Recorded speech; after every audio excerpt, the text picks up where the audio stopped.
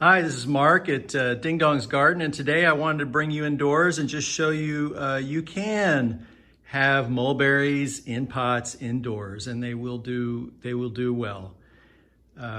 We brought these in probably a couple months ago. They didn't spend the entire winter indoors, but we did bring them in as winter was ending, and they do very well in the southern facing windows. One of the trees we brought in was a Pakistan, and it hasn't fruited, but it's still a very pretty tree, and it does seem to be doing quite well. These three are everbearings. We have World's Best Mulberry. On the right side, it's setting fruit. And then Lakeland here in the middle, it's doing very well. And finally, we have Jan's Best. So 3 everbearings in the middle window, doing quite well.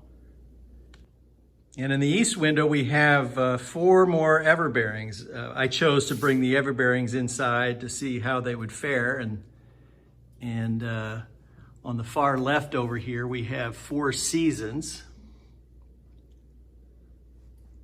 And then we have one I got a couple years ago. It was just labeled just dwarf everbearing with no particular name to it. And then the next one is Isai dwarf everbearing. It's done well for us outside. And the last one is Australian, and it just really likes to set fruit. And you can see it's in the sunlight here, its leaves are getting pretty big, very healthy. And this is the last of the mulberries that we rooted this winter. And you can see they're doing well here in the sun. And, you know, initially in kind of when it's darker in the winter, we use artificial light. But at this point, we can just put them in this south-facing window and they get everything they need. And finally, I wanted to show you Ding Dong's orchids as well.